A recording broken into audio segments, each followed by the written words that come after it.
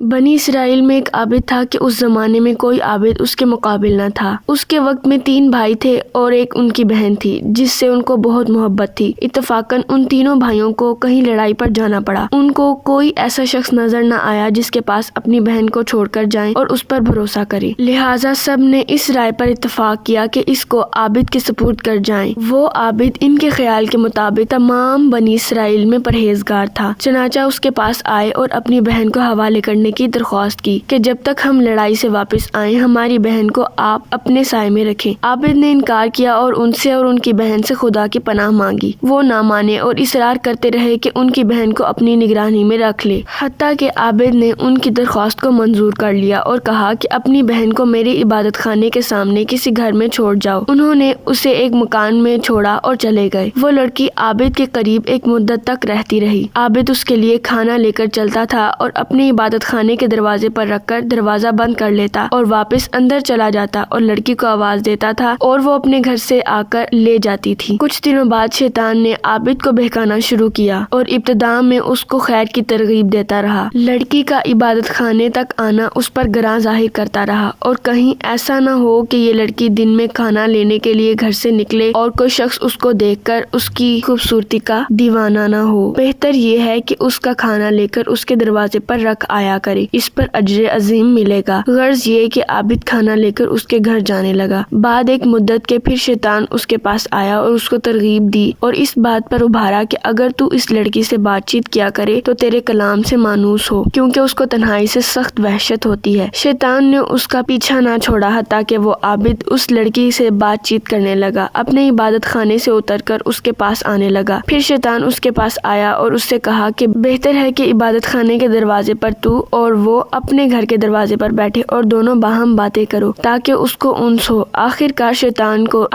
شیطان نے اس کو عبادت خانے سے اتار کر دروازے پر لا بٹھایا۔ لڑکی بھی گھر سے دروازے پر آئی، عابد باتیں کرنے لگا۔ ایک زمانے تک یہ حال رہا۔ شیطان نے عابد کو پھر کار خیر کی ترغیب دی اور کہا بہتر ہے کہ خود لڑکی کے گھر کے قریب جا کر بیٹھے اور ہم کلامی کرے، اس میں زیادہ دلداری ہے۔ عابد نے ایسا ہی کیا۔ شیطان نے پھر تحصیل ثواب کی رغبت دی اور کہا کہ اگر لڑکی کے دروازے سے قریب ہو جائے تو بہتر ہے تاکہ اس کو دروازے تک آنے کی بھی تکلیف نہ اٹھانی پڑے۔ عابد نے یہی کیا اور اپنے عبادت خانے سے لڑکی کے دروازے پر آ کر بیٹھتا تھا اور باتیں کرتا تھا۔ ایک عرصے تک یہی کیفیت رہی۔ شیطان نے پھر عابد کو ابھارا کہ اگر عین گھر کے اندر جا کر باتیں کیا کرے تو بہتر ہے تاکہ لڑکی باہر نہ آئے اور کوئی اس کا چہرہ نہ دیکھ پائے۔ غرض عابد نے شیوا اختیار کیا کہ لڑکی کے گھر کے اندر جا کر دن بھر اس سے باتیں کیا کرتا اور رات کو اپنے عبادت خانے میں چلا آتا۔ اس کے بعد شیطان اس کے پاس آیا اور لڑکی کی خوبصورتی اس پر ظاہر کرتا رہا، یہاں تک کہ عابد نے لڑکی کے رخسار کا بوسہ لے لیا۔ پھر روز بروز شیطان لڑکی کو اس کی نظروں میں آرائش دیتا رہا اور اس کے دل میں غلبہ کرتا رہا، حتیٰ کہ وہ اس سے ملوث ہو گیا اور لڑکی نے حاملہ ہو کر ایک لڑکے کو جنا۔ پھر شیطان عابد کے پاس آیا اور کہنے لگا کہ اب بتاؤ کہ اگر اس لڑکی کے بھائی آ گئے اور اس بچے کو دیکھا تو تم کیا کرو گے؟ میں ڈرتا ہوں کہ تم ذلیل ہو جاؤ یا وہ تمہیں رسوا کریں۔ تم اس بچے کو لو اور زمین میں گاڑ دو۔ یہ لڑکی ضرور اس معاملے کو اپنے بھائیوں سے چھپائے گی، اس خوف سے کہ کہیں وہ جان نہ لیں کہ تم نے اس کے ساتھ کیا حرکت کی۔ عابد نے ایسا ہی کیا اور لڑکے کو زمین میں گاڑ دیا۔ پھر شیطان نے اس سے کہا کیا تم یقین کرتے ہو کہ لڑکی تمہاری اس ناشائستہ حرکت کو اپنے بھائیوں سے پوشیدہ رکھے گی؟ ہرگز نہیں، تم اس کو بھی پکڑو اور ذبح کر کے بچے کے ساتھ دفن کر دو۔ غرض اس عابد نے لڑکی کو ذبح کیا اور بچے سمیت گھڑے میں ڈال کر اس پر ایک بڑا بھاری پتھر رکھ دیا اور زمین کو برابر کر کے اپنے عبادت خانے میں جا کر عبادت کرنے لگا۔ ایک مدت گزرنے کے بعد لڑکی کے بھائی لڑائی سے واپس آئے اور عابد کے پاس جا کر اپنی بہن کا حال پوچھا۔ عابد نے ان کو اس کے مرنے کی خبر دی، افسوس ظاہر کر کے رونے لگا اور کہا وہ بڑی نیک بی بی تھی، دیکھو یہ اس کی قبر ہے۔ بھائی قبر پر آئے اور اس کے لیے دعائے خیر کی اور روئے اور چند روز اس کی قبر پر رہ کر اپنے لوگوں میں آئے۔ جب رات ہوئی اور وہ اپنے بستروں پر سوئے تو شیطان ان کو خواب میں ایک مسافر آدمی کی صورت میں بن کر آیا۔ پہلے بڑے بھائی کے پاس گیا اور اس کی بہن کا حال پوچھا۔ اس نے عابد کا اس کے مرنے کی خبر دینا اور اس پر افسوس کرنا اور مقام قبر دکھانا بیان کیا۔ شیطان نے کہا سب جھوٹ ہے، تم نے کیوں کر اپنی بہن کا معاملہ سچ مان لیا؟ عابد نے تمہاری بہن سے بد فعل کیا،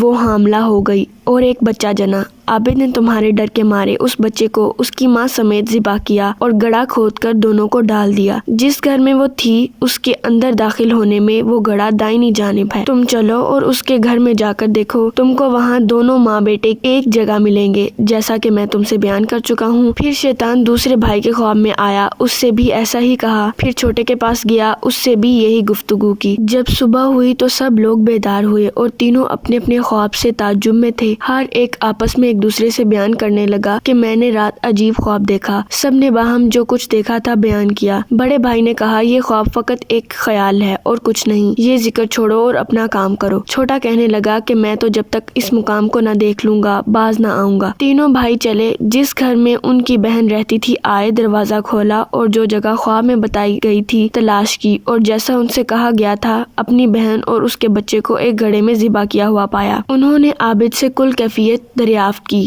عابد نے شیطان کے قول کے مطابق اس فعل کے بارے میں تصدیق کی۔ انہوں نے اپنے بادشاہ سے جا کر شکایت کی کہ عابد کو اس عبادت خانے سے نکالا جائے اور اس کو دار پر کھینچ کر لے جایا جائے۔ جب اس کو دار پر کھڑا کیا تو شیطان اس کے پاس آیا اور کہا کہ تم نے مجھے پہچانا؟ میں ہی تمہارا وہ ساتھی ہوں جس نے تم کو عورت کے فتنے میں ڈال دیا، یہاں تک کہ تم نے اس کو حاملہ کر دیا اور ذبح کر ڈالا۔ اب اگر تم میرا کہنا مانو اور تم مجھے سجدہ کرو تو میں تم کو اس بلا سے نجات دوں گا۔ عابد نے سجدہ کیا، خدا تعالیٰ سے کافر ہو گیا۔ پھر جب عابد نے کفر باللہ کیا، شیطان اس کو اس کے ساتھیوں کے قبضے میں چھوڑ کر چلا گیا۔ انہوں نے اس کو دار پر کھینچا اور وہ اپنے انجام کو پہنچا۔